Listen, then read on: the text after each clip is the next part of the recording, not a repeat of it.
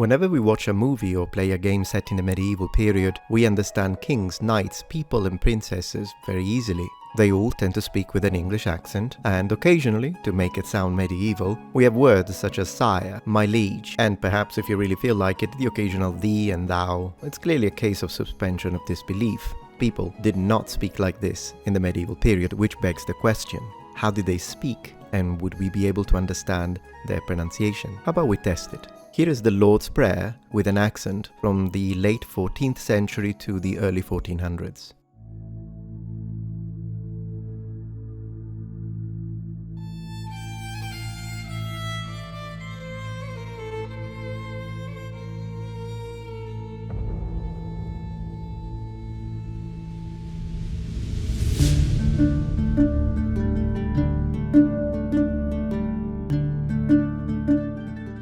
Ure Fadir, that art in heavens, hallowed be thy name.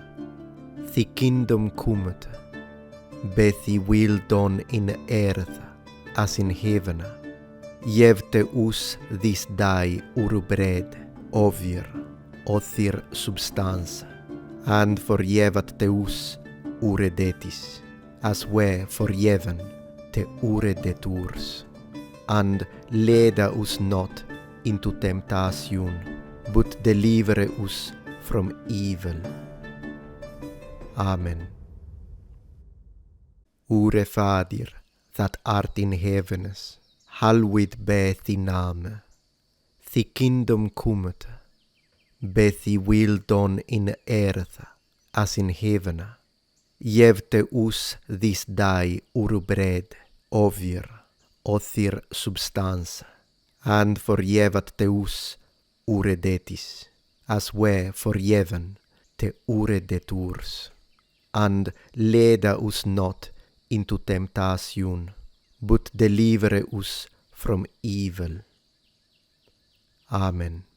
Hello noble ones, this is the Metatron speaking. Thank you very much for joining Metatron's Academy. So today we are talking about how people spoke in the medieval period. In fact, we are going all the way back to how things were pronounced before, during and after a phonological phenomenon called GVS or Great Vowel Shift. Now, just to be clear, as a very brief introduction, on this video I'll be mentioning three types or periods within the development of the English language. Old English, Middle English and Modern English. And of course we'll be focusing mostly on Middle English, all the way up to the late 16th century. Another way to easily remember and distinguish these three evolutionary steps of the English language is to associate them with very marked historical events. The Old English period began with the invasions of England by the Angles, Saxons and Jutes, and finished with the Norman Conquest of 1066. In 1066 we then have the beginning of Early Middle English, which then continues into Late Middle English, and then is followed by a transition into Modern English. So in broad terms, we're all familiar to the fact that English and spelling, or the way you pronounce things in English, is not always a one-to-one, in the sense that you see a word, but the letters, particularly the vowels, tend to be pronounced in many different ways, and is not very coherent as a spelling system. But that was not always the case. Believe it or not, English was once a language with a almost one-to-one correspondence between the spelling and pronunciation of its sounds. Throughout Old English and most of Middle English, spelling was phonetic. Now, GVS is one of the things that separates the most Middle English and Modern English. But what's interesting about that is that first, we don't know why it happened. It didn't affect every pronunciation, but it mostly affected long vowels, in the sense that it evolved a systematic raising and diphthongization of long vowel sounds. We will of course review some of these, also because it's going to get really interesting. But suffice to say that some of the short vowels that we still pronounce in English are probably pronounced very similarly to how they were by the likes of Alfred the Great. However, long vowels, get ready. Let's have a look at this pattern for a moment. So as we can see, between the 1300s all the way up to the 1800s, there is a massive shift in the way things were pronounced, and the further back you go, the more Germanic it will sound. Now, you might expect this in the sense that, of course, Anglo-Saxon was and is a Germanic language, and of course, as the French arise, or the Norman French, after the Battle of Hastings in 1066, a lot of French words enter the English language, which still remains Germanic, but at least we can explain why there are so many Latin-rooted words. However, the actual shift in pronunciation vowels, no one knows why it happened. For instance, the word that we now pronounce as drive, so the I is a long I and it's a diphthong, I, in the 1400s and before was pronounced E, so drive. By 1500, this has now shifted into A, drive, which then becomes drive, which then becomes drive, and then drive with the dropping of the trilled R, which we still hear in some Victorian accents. Interestingly enough, we can still see vestiges of older pronunciation in words, very rare, that maintain the original long E sound, such as the word machine, which never transitioned into machine. Here is a very interesting one. The long E in feet used to be pronounced as a long E, feet, feet. But already in the 1500s, it turns into feet, the pronunciation of E, which turned into E. In other words, the high front vowel in English. These come from two distinct sounds, the E and the E, and we can still see and determine which was which.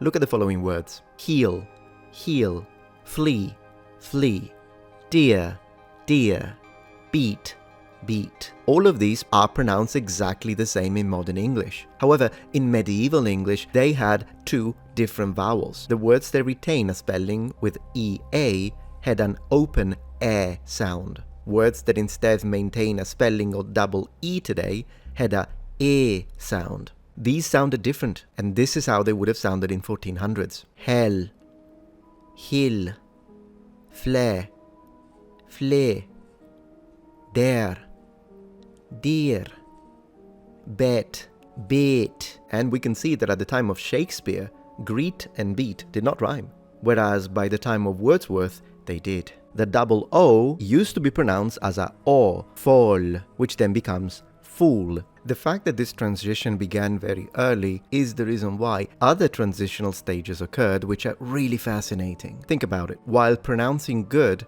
as God and book as bork may sound strange to us, at least in the presence of an R, we do say floor and door and more. So pretty much all double O's were pronounced the same as these are. Fought, blood, book, look. What's interesting is that while in the medieval period this shortened foot, good, look, it then further reduced into foot, good, look, and that's a separate step. And a completely different step occurs in words that are now pronounced blood and flood, at least in some accents. And if you think that it might be the presence of the D at the end of flood, could be, but we don't say mud, we say mood. In other words, double O's and their evolution turned them into a very unpredictable state already in the 17th century. And believe it or not, in 1700s, there are some records of good starting to be pronounced as gud and blood starting to be pronounced as blood. This didn't seem to stick. In Shakespearean's poems, blood and moon appear to have supposed to rhyme, possibly blood and mourn. Likewise, if we look at the word that now we pronounce house as something that already happened in the 1800s, ow, used to be pronounced hoose, hoose, that becomes hoose, hose, hose, house. Take is another one that is quite interesting. Used to be pronounced tak, tak, even taka if you go well back in time. That then changes into tak, tek, take, take, once again in the 1800s. Now, if some of these older sounds remind you of specific accent, you're not wrong. When you hear someone saying, my name, take, instead of take, yeah, they basically have a more conservative, old-school sounding accent. Likewise, in some Scottish accent, they never went into the 1700 development and still pronounce like they did in 1600 accents and say right instead of right, even maintaining the trilling of R. Suffice to say, in the late Middle Ages, everybody pronounced it like that. Ure, fadir, that, art, in, heavenus, halwid, be, thi, ʻnaːmə, the, kingdom, kummet, bethi, will, done, in earth, as in heaven. Jevt us this day ur bread over othir substance, and forgivet us ur detis, as we forgiven te ur detours, and lead us not into temptation, but deliver us from evil. Amen. Alright, noble ones, but I hope that you enjoyed this video, and if you did, let me know, because if I get enough requests in the comments down below, and the video gets a decent amount of views, I will make another one, but next time, about Anglo-Saxon pronunciation. We're gonna go really back in time. Thank you very much for watching and for joining Metatron's Academy. Bye.